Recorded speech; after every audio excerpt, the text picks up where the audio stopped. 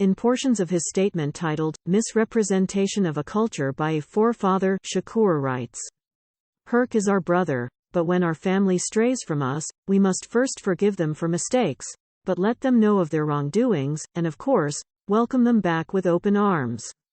We could go on forever about how many artists who are heavily a part of, or were a part of the universal Zulu Nation, know and understand how serious this is. By no means should any of us attempt to change the course of history and flip it for $1 or for accolades from an industry of culture vultures called the media, when we have known and still do know that many in the media want the false, doctored-up UN truths, not the real truth. Especially when it comes to hip-hop. What is further disturbing is the falsehood that Kool Herc failed to respect the true first ladies of hip-hop, Chirac, Lisa Lee, Debbie D., Queen Amber. The women who were there on the mic representing this culture. Kool Herc went as far as saying his sister is the first lady of hip-hop. Kool Herc's sister is also his marketing rep, and is part of promoting the falsehood that she, Cindy, is the first lady of hip-hop. That's not true. Kool Herc, aka Clive Campbell, did not birth hip-hop culture 40 years ago on August 11, 1973. In fact, Kool Herc only did a back-to-school jam in the recreation room at 1520 Sedgwick Avenue in the Bronx. No MCs were present, no, hip-hop was present, a term heavily used by Lovebug Starsky and Keith Cowboy, and the Zulu Nation was already in effect. This is the reason for this message.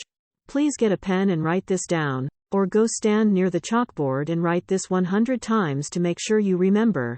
Hip-hop culture is 39 years old. Zulu Nation is 40 years old. Some may say there's no difference, and it's only a year.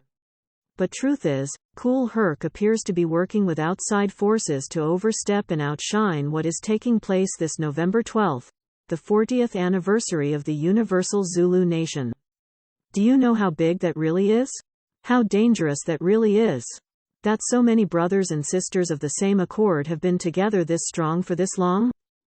To be forthcoming about the facts concerning this message, we must inform those who are a part of this culture that Universal Zulu Nation does not condone falsehoods with respects to this culture of ours. Kool Herc may have done parties, but a party does not represent a movement. Nor does a party create a movement.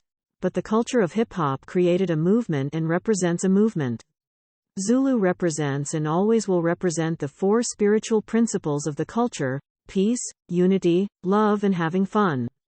We also promoted and rocked parties utilizing the 5 physical elements of the culture: DJing, graffiti, breakdancing, MCing and knowledge.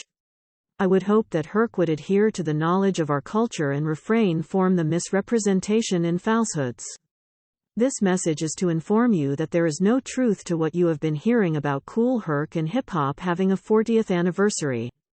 Maybe Kool Herc was DJing for 40 years. Maybe so, but Kool Herc has nothing to do with the term, hip-hop.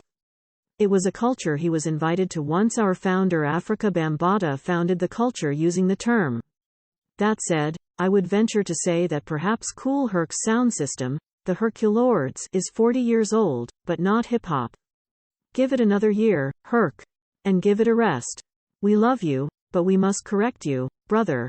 Happy 39th birthday, hip-hop. Happy 40th birthday, Zulu Nation.